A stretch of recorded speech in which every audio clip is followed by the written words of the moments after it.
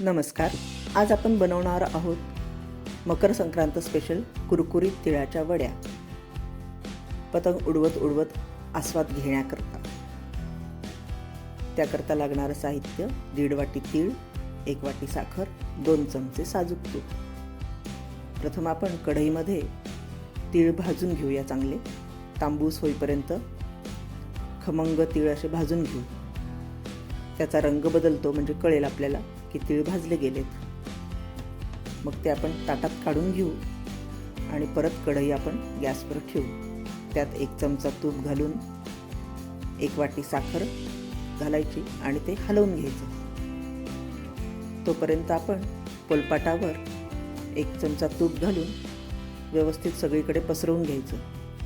लाटण्यालाही आपल्या तूप लावायचं म्हणजे आपल्याला ते तिळाचं सारण पोलपाटावर ठेवून लाटायचं आहे.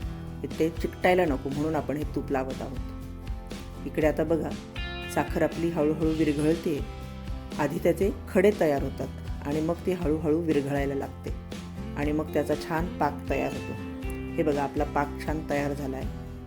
आता आपण हे खमंग भाजलेले तीळ त्यात घालूयात आणि हलवून घेऊयात. व्यवस्थित ते एकसारखं हलवून घ्यायचं आणि घट्ट त्याचा गोळा आपला तयार होतो. तो गोळा छान तयार झाला की गॅस आपला बंद करायचा आणि हे सारण आपण पोलपाटावर ओतून घ्यायचं.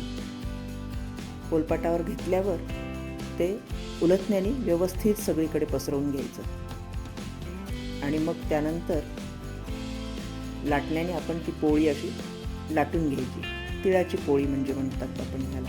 आणि ही लाटली एकसारखी बघा. आपल्याला जर जाड हवी असेल तर जाड लाटायची, पातळ हवी असेल तर पातळ लाटायची. आणि ही पोळी गरम गरम असतानाच आपल्याला त्याच्या वड्या कापायच्या आहेत म्हणजे एकसारख्या अशा चौरस वड्या छान तयार होतील.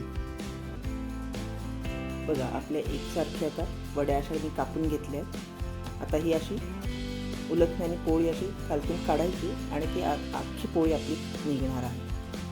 हे बघा छान अख्खी पोळी निघाली. वड्या पण एकसारख्या कापल्या गेल्या आणि त्या आता अशा आपण हाताने तोडून घ्यायच्या आहेत. छान कुरकुरीत वड्या आपल्या तयार होत आहेत. आपल्या छान वड्या तयार झाल्या आहेत. तुम्हाला जर माझा व्हिडिओ आवडला असेल तर लाईक, कमेंट आणि सबस्क्राईब करा आणि शेअर करायला विसरू नका. आणि पतंग उडवता उडवता वड्यांचा आस्वाद घ्या. थँक्यू.